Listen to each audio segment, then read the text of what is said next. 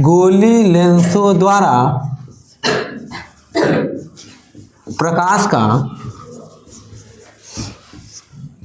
अपवर्तन, ठीक है।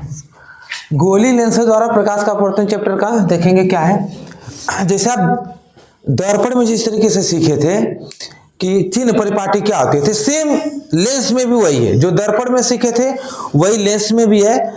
तो हम देखेंगे कि गोली लेंसों में, उत्तल लेंस में या अवतल लेंस में, दोनों में वही बात होगी। उत्तल लेंस में देख रहे हैं विशेष रूप से अभी, तो उत्तल लेंस में, गोली लेंसों में चिन्हों की परिपाटी क्या देख रहे हैं, गोली लेंस के लिए चिन्ह परिपाटी, मतलब कि चिन्ह क्या होंगे, गोली लेंस में चिन्ह क्या होगा। तो देखेंगे गोली लेंस में चिन्ह क्या होगा। सबसे पहले देखेंगे पहले पॉइंट, लेंस पर प्रकाश की किरणें सदैव बाईं ओर से आती है। लेंस ये आपका उत्तल लेंस है, ये उत्तल लेंस है। तो लेंस में जो उत्तल लेंस होता है उसमें जो प्रकाश की किरणें आएगी हमेशा कहां से आएगी, बाईं ओर। और हम मेजर कहां से करेंगे, जो भी चिन्ह देखेंगे वह प्रकाशिक केंद्र से देखेंगे।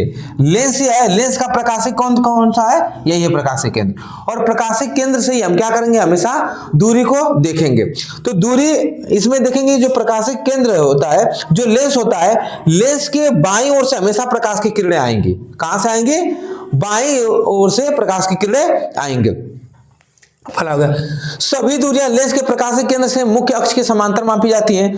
सभी दूरियां कैसे मापेंगे, कोई भी डिस्टेंस होगी आप कैसे मापेंगे, लेंस के प्रकाशिक केंद्र से पहले मापेंगे। यह लेंस है और लेंस का प्रकाशिक केंद्र कौन सा, ये पॉइंट है। इसी प्रकाशिक केंद्र से मुख्य अक्ष के प्रिंसिपल एक्सिस के ही हम क्या करेंगे, पैरेलल मापेंगे, यानी मुख्य अक्ष के समांतर ही हम क्या करेंगे, इसका जो दूरी है उसको मापेंगे। पहली बात की लेंस में, उत्तल लेंस में प्रकाशिक केंद्र से, उत्तल लेंस में प्रकाशिक केंद्र से मुख्य अक्ष के समांतर सभी दूरियां मापी जाती हैं, पहली चीज।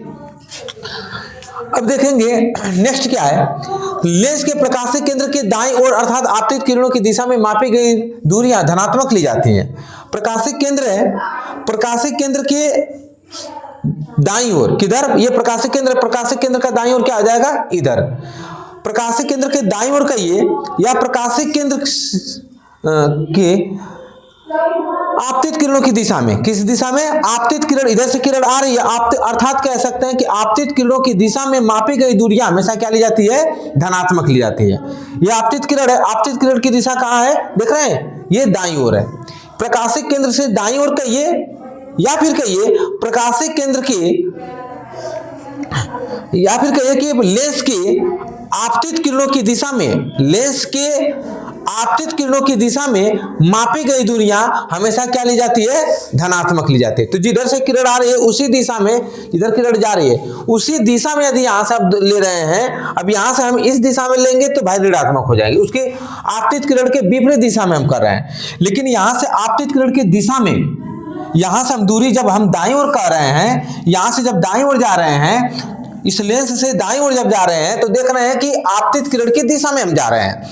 तो आपतित किरण जो हो रही है उसके दिशा में जब हम चलेंगे तो सभी डिस्टेंस का साइन क्या हो जाएगा, धनात्मक होगा। क्या होगा, धनात्मक।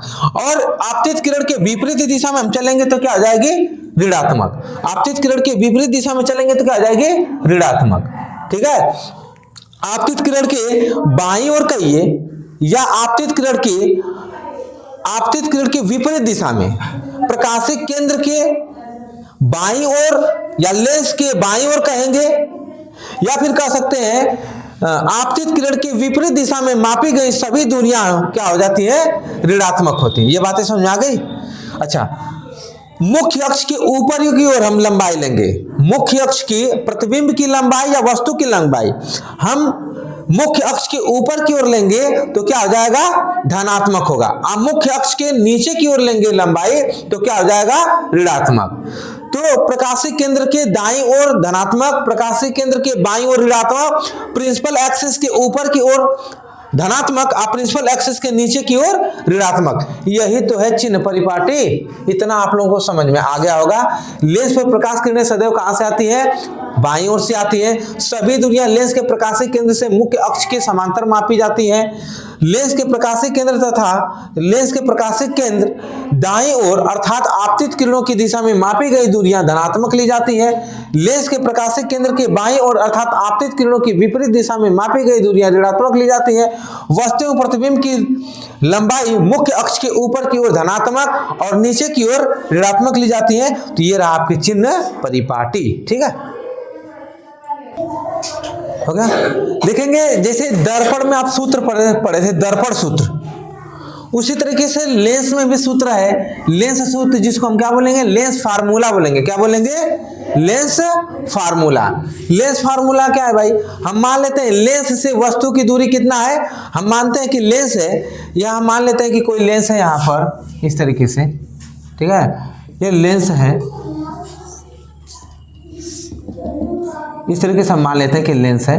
तो लेंस से वस्तु की दूरी हम मान लेते हैं, यहाँ पर वस्तु है कोई, ठीक है, इसकी दूरी कितना है, u है।